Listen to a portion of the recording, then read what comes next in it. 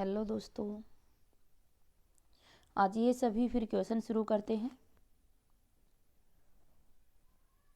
दोस्तों, जैसा कि आपको विदित ही है, रोजाना 20 क्वेश्चन की सीरीज लेकर मैं आपके समक्ष आ रही हूँ। रोजाना हम 20 क्वेश्चन की सीरीज करते हैं। ये क्वेश्चन जो है हिंदी साहित्य से संबंधित हैं। चाहे कोई भी परीक्षा हो आपकी, DSSS भी देना चाहते हैं, NVS, KVS, असिस्टेंट प्रोफेसर या फिर UGC नेट, सभी के लिए महत्वपूर्ण क्वेश्चन होते हैं। ये क्वेश्चन बहुत ही गहराई से बनाए गए हैं। दोस्तों, यदि आप हिंदी साहित्य की तैयारी कर रहे हो तो आपको अवश्य ये क्वेश्चन करने चाहिए। सभी को कमेंट करके आंसर भी देना है। अगर वीडियो अच्छी लगती है तो लाइक कीजिएगा, नहीं लगती है तो डिसलाइक कीजिए, लेकिन अपना मत अवश्य दीजिए। ज़्यादा से ज़्यादा अगर आपको वीडियो पसंद आती है तो कहना चाहेंगे ज़्यादा से ज़्यादा शेयर भी कर दीजिए। दोस्तों, UGC नेट के पेपर तक लगातार ये 20 क्वेश्चन की सीरीज आएगी।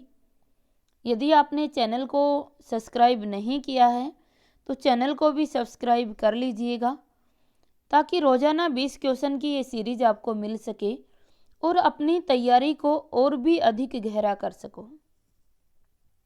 आप सबके लिए ये महत्वपूर्ण क्वेश्चन है। सभी कमेंट करके आंसर देंगे और वीडियो के अंत में बताएंगे कि इन 20 क्वेश्चन में से आपके कितने क्वेश्चन सही हुए।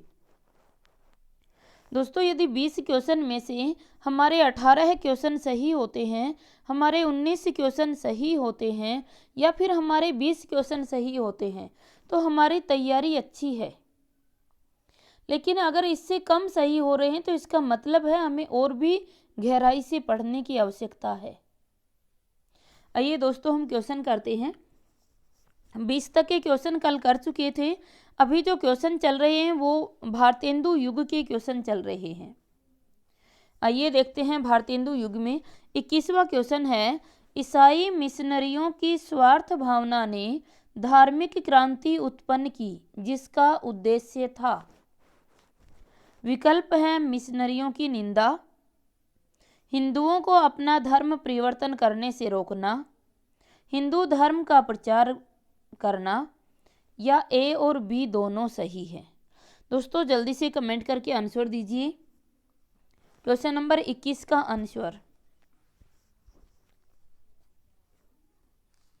दोस्तों आंसर हमारा हो जाएगा D, A और B दोनों सही हैं। ईसाई मिशनरियों की स्वार्थ भावना ने धार्मिक क्रांति उत्पन्न की जिसका उद्देश्य क्या था? मिशनरियों की निंदा को रोकना और हिंदुओं को अपना धर्म परिवर्तन करने से रोकना। ये दोनों ही मुख्य इनके उद्देश्य थे। आंसर हो जाएगा D। अगला क्वेश्चन है, सांस्कृतिक पुनर्जागरण की आवश्यकता महसूस की गई। विकल्प है भारतीय जनता को जागृत करने के लिए, कुप्रथाओं तथा अंधविश्वासों का विरोध करने के लिए, भारतीयों में एकता स्थापित करने के लिए, या उपर्युक्त सभी।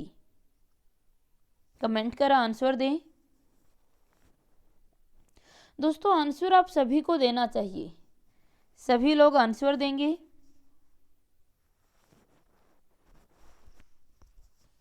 आंसर हो जाएगा हमारा D, उपर्युक्त सभी। अगला क्वेश्चन है, भारतेंदु युग में मध्यवर्गीय सामाजिक परिस्थितियों का चित्रण हुआ, उच्च वर्गीय सामाजिक परिस्थितियों का चित्रण हुआ, निम्न वर्गीय सामाजिक परिस्थितियों का चित्रण हुआ, या उपर्युक्त में से कोई नहीं। जल्दी से कमेंट करके आंसर दीजिए।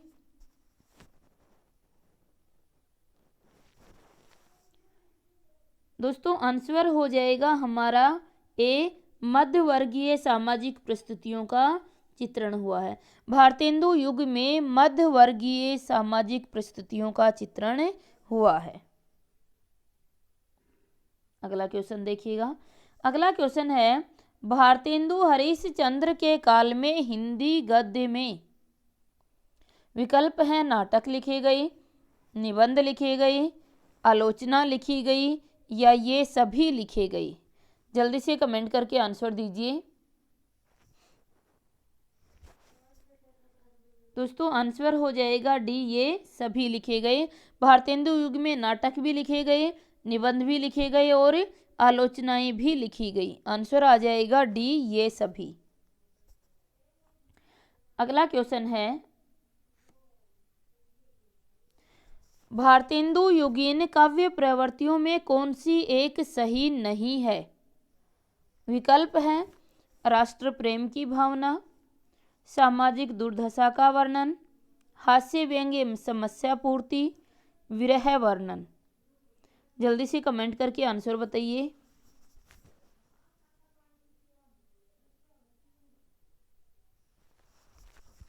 दोस्तों आंसर हो जाएगा डी, विरह वर्णन। भारतेंदु युग में विरह वर्णन नहीं किया गया है। भारतेंदु युग में श्रृंगारिक वर्णन तो किया गया है, लेकिन श्रृंगार में भी संयोगात्मक श्रृंगार वर्णन किया गया है, वियोगात्मक श्रृंगार वर्णन नहीं किया गया है, विरह का वर्णन नहीं किया गया है।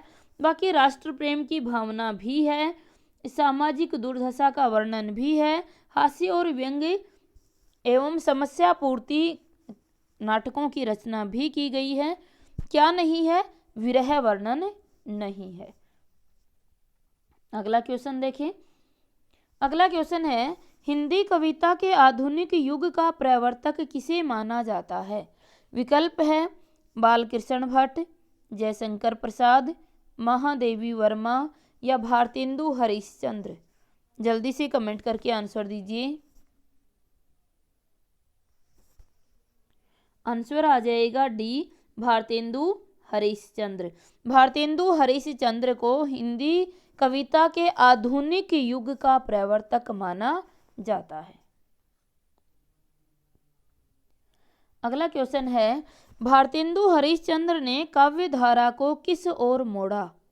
विकल्प है श्रृंगार प्रियता की ओर, रीति ग्रंथों की ओर, निर्गुण भक्ति की ओर या स्वदेश प्रेम की ओर। जल्दी से कमेंट करके आंसर दीजिए। दोस्तों आंसर हो जाएगा डी, स्वदेश प्रेम की ओर। भारतेंदु हरिश्चंद्र ने काव्यधारा को स्वदेश प्रेम की ओर मोड़ा। अगला क्वेश्चन है, भारतेंदु ने रीतिकालीन मुक्तकों का संकलन किस नाम से किया है? विकल्प है मैथिली शरण गुप्त, विकल्प है हमारे समक्ष भारती भूषण, रस सुकुमार, सभा विलास या सुंदरी तिलक। भारतेंदु ने रीतिकालीन मुक्तकों का संकलन किस नाम से किया है? विकल्प है भारत भूषण, रस कुसुमाकर, सभा विलास या सुंदरी तिलक। जल्दी से कमेंट करके आंसर दीजिए। दोस्तों पेड क्लासेज में ये सभी क्वेश्चन आपको करवाए हुए हैं, मतलब थ्योरेटिकल आपको लिखवाया हुआ है जिसमें से क्वेश्चन बनाए गए हैं। तो ये क्वेश्चन किसी के भी गलत नहीं होने चाहिए और इन क्वेश्चनों में से ही अनेक परीक्षाओं में क्वेश्चन उठाए जाते हैं। अगर इन क्वेश्चन को आप अच्छे से कर लेते हैं, ध्यानपूर्वक कर लेते हैं, तो किसी भी परीक्षा में आने वाले क्वेश्चन का हमें फायदा मिलता है। आंसर हो जाएगा दोस्तों डी, सुंदरी तिलक। सुंदरी तिलक नाम से इन्होंने ये काव्य की रचना की है, मुक्तकों का संकलन किया है। किस नाम से? सुंदरी तिलक के नाम से। अगला क्वेश्चन है, भारतेंदु की कविता की सबसे बड़ी विशेषता है? भारतेंदु की कविता की सबसे बड़ी विशेषता है, विकल्प है प्राचीन और नवीन का समन्वय, सांप्रदायिक कट्टरता का अभाव, ब्रज और खड़ी बोली दोनों में काव्य रचना, व्यंग द्वारा अंग्रेजी शासन की निंदा। दोस्तों क्वेश्चन को बहुत ही ध्यान से निकालना है आपको। भारतेंदु की कविता की सबसे बड़ी विशेषता क्या है?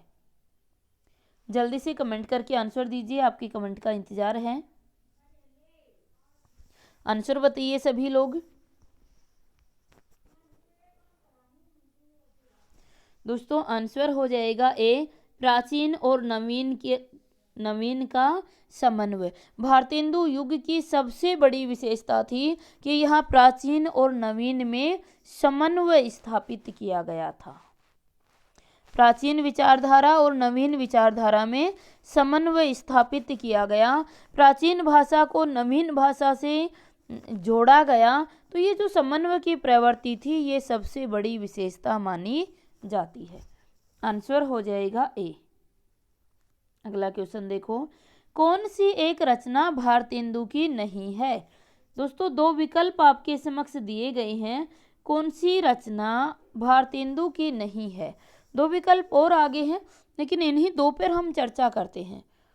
दोस्तों इस प्रकार का अगर क्वेश्चन आता है तो उसमें हमें ध्यान देने की आवश्यकता होती है।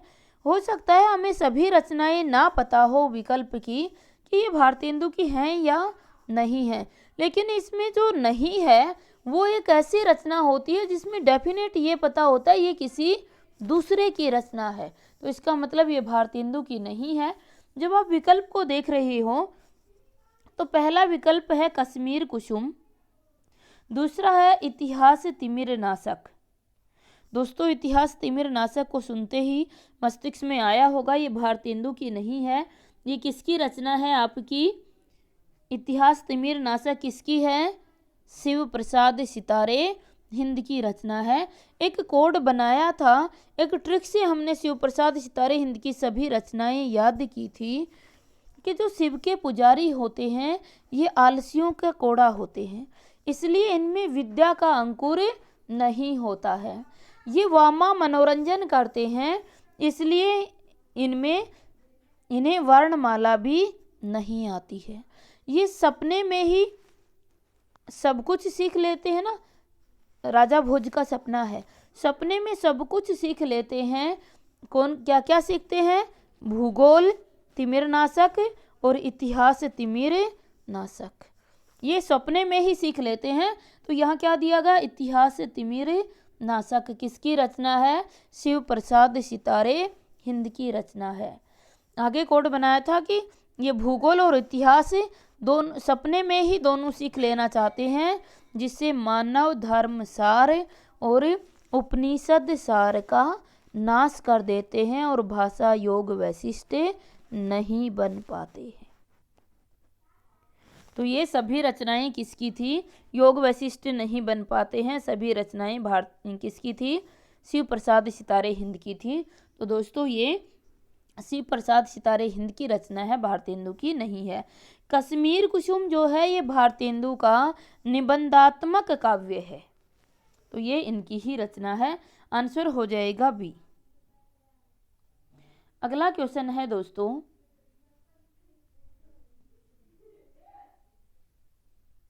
अगला क्वेश्चन दिया गया है भारतेंदु बाबू के संबंध में निम्नलिखित में से कौन सा कथन नहीं है?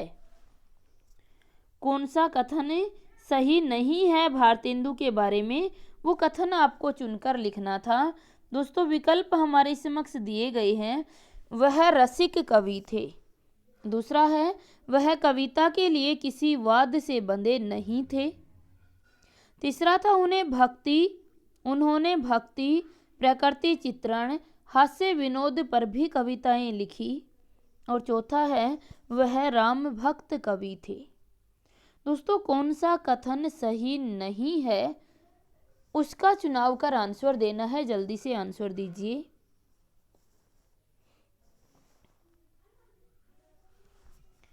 आंसर हो जाएगा डी, वह राम भक्त कवि थे। ये गलत हो जाएगा, राम भक्त कवि नहीं थे। भारतेंदु कैसे कवि थे? आपके कृष्ण भक्त कवि माने जाते हैं, और उन्होंने कृष्ण की रास लीलाओं का बहुत ही सुंदर वर्णन किया है। कृष्ण राधा की रास लीलाओं का वर्णन बहुत ही सुंदर किया है। इन्होंने कृष्ण और राधा को लोक सेविका के रूप में प्रस्तुत किया है। तो ये जो थे राम भक्त कवि नहीं थे, कैसे थे? कृष्ण भक्त कवि थे। आंसर हो जाएगा डी। अगला क्वेश्चन है, भारतेंदु जी ने विषय वस्तु की दृष्टि से हिंदी काव्य में क्या परिवर्तन किए? विषय वस्तु की दृष्टि से क्या परिवर्तन किए? सही विकल्प का चयन कर आंसर देना है। पहला विकल्प है, साहित्य में देश हित एवं समाज हित की भावना का समावेशन किया। दूसरा है, हिंदी साहित्य को नवीन मार्ग दिखाया। तीसरा है, हमारे साहित्य को नवीन विषयों की ओर प्रवृत्त किया। और चौथा है, उपर्युक्त सभी सही है। दोस्तों जल्दी से आंसर दीजिए। सभी को आंसर देना है। बिल्कुल, जिसने पेड क्लासेज ली है उसे भी और जिसने नहीं ली है उसे भी, सभी को आंसर देना है। दोस्तों जब हमारा आंसर गलत होता है ना और उसके बाद जब सही बताया जाता है तो वह बहुत लंबे समय तक हमें याद रहता है कि उस दिन उस क्लास में हमने आंसर ये चुना था जबकि मैम ने आंसर ये बताया था।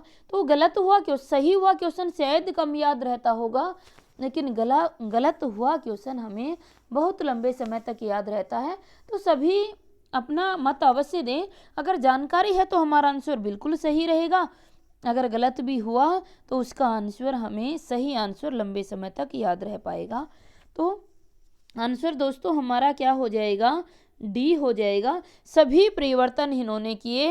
हिंदी साहित्य में समाज हित की भावना, देश हित और समाज हित की भावना का समावेशन भी किया, नवीन मार्ग भी दिखलाया और नवीन विषयों की ओर प्रवृत्त भी किया।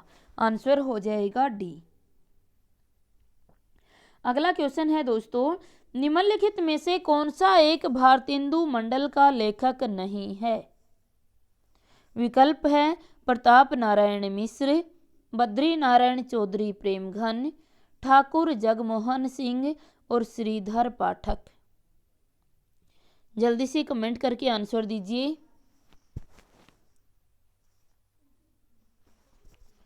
आंसर हो जाएगा डी, श्रीधर पाठक। दोस्तों श्रीधर पाठक द्विवेदी युगीन कवि हैं। कैसे हैं? द्विवेदी युगीन कवि हैं आपके, भारतेंदु युग के नहीं हैं। भारतेंदु युग के या भारतेंदु मंडल के सभी कवि आपको लिखवाए गए हैं और एक आसान ट्रिक के साथ याद भी करवाए गए हैं जन्म कर्म के अनुसार। तो एक कोड बनाया था, याद आया होगा सभी ने। भट्ट भारतेंदु ने अपने निवास स्थान पर कहा, बदर बदर बोलने से न तो प्रताप मिलेगा और न ही जग का कल्याण होगा। देखिए भट्ट भारतेंदु ने अपने निवास स्थान पर कहा कि बदर बदर बोलने से, बदर बदर से क्या बनाया था हमने? बद्री नारायण चौधरी प्रेमघन। न तो प्रताप मिलेगा, प्रताप से क्या था? पंडित प्रताप नारायण मिश्र।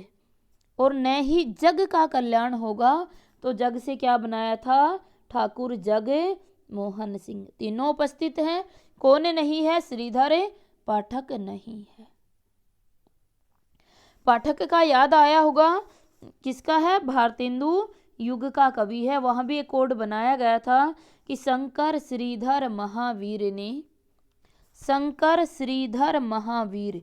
तो श्रीधर से क्या था? श्रीधर पाठक। शंकर श्रीधर महावीर ने हरि का मुख लाल देख देवी माँ से, राय देवी सिंह पूर्ण, देवी माँ से रामचरित पर काम करने को कहा।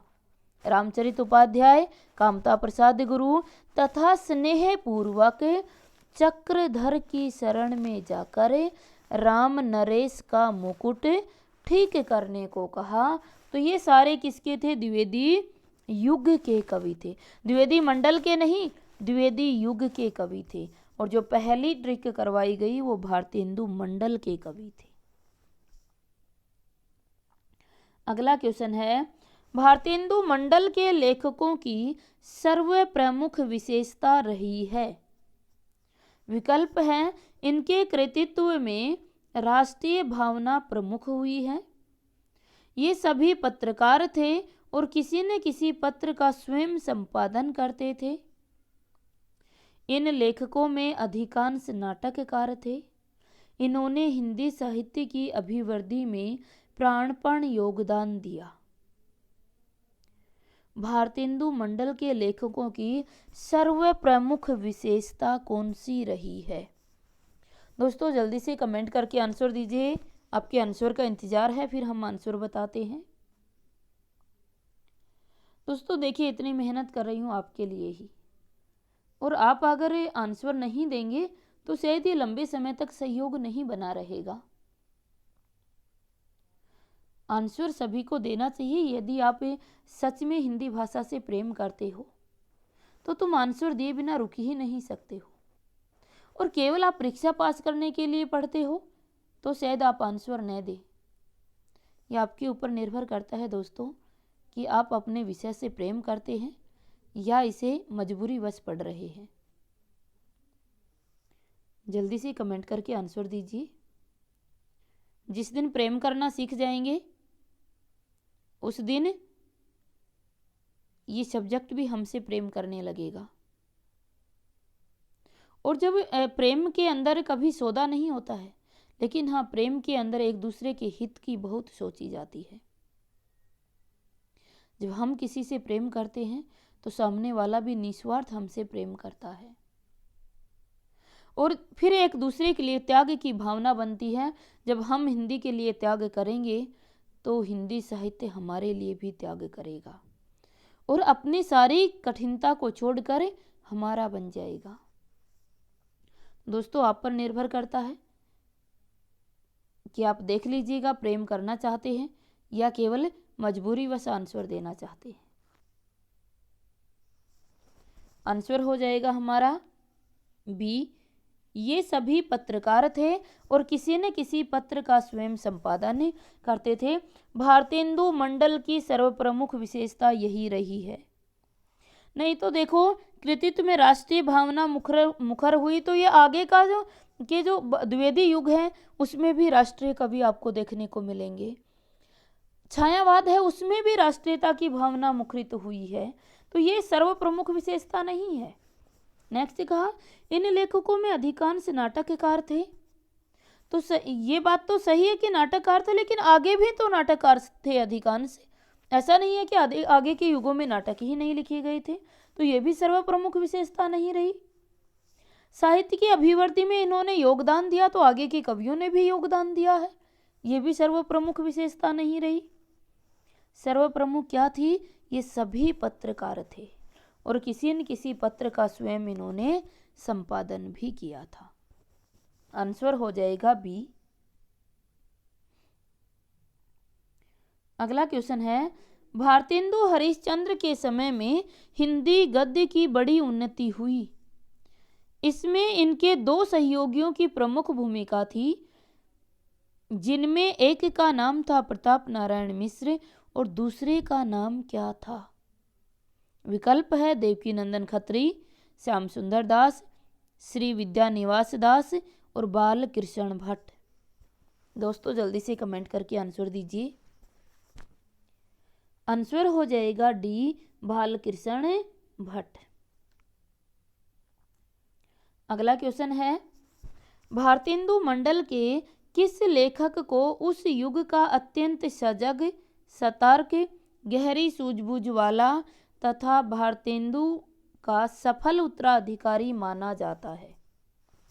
दोस्तों बहुत ही महत्वपूर्ण क्वेश्चन है। पुनः मैं क्वेश्चन रिपीट करती हूँ, दोहराती हूँ। भारतेंदु मंडल के किस लेखक को उस युग का अत्यंत सजग, सतर्क, गहरी सूझबूझ वाला तथा भारतेंदु का सफल उत्तराधिकारी माना जाता है? जल्दी से कमेंट करके आंसर दीजिए। विकल्प हैं प्रताप नारायण मिश्र, लाला श्री निवास दास, बाल मुकुंद गुप्त या जगमोहन सिंह।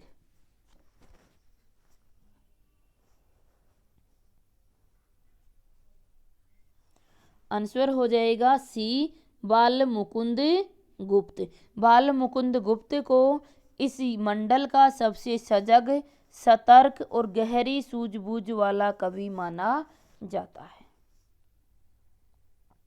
अगला क्वेश्चन है, प्रेम मलिका, प्रेम फुलवारी, प्रेम सरोवर, प्रेम माधुरी, अश्रु तरंग आदि रचनाएं हैं।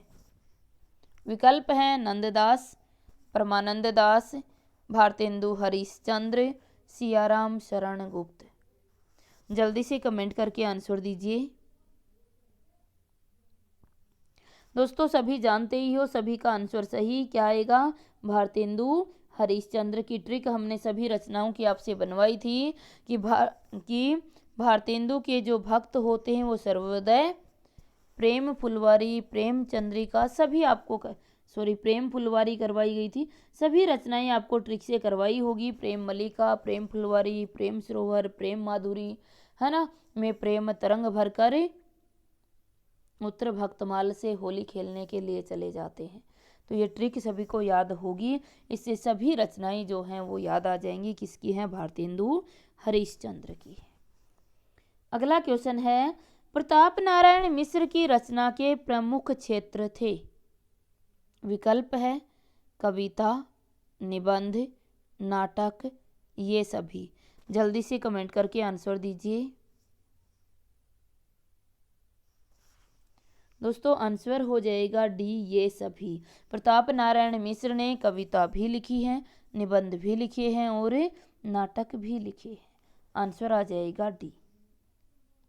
अगला क्वेश्चन है, ठाकुर जगमोहन सिंह की रचना है। विकल्प है श्याम स्वपन, श्यामा स्वपन, श्याम सरोजनी, श्यामलता, ये सभी। जल्दी से कमेंट करके आंसर दीजिए। आज का लास्ट अंतिम क्वेश्चन है जी। आंसर हो जाएगा हमारा डी, ये सभी।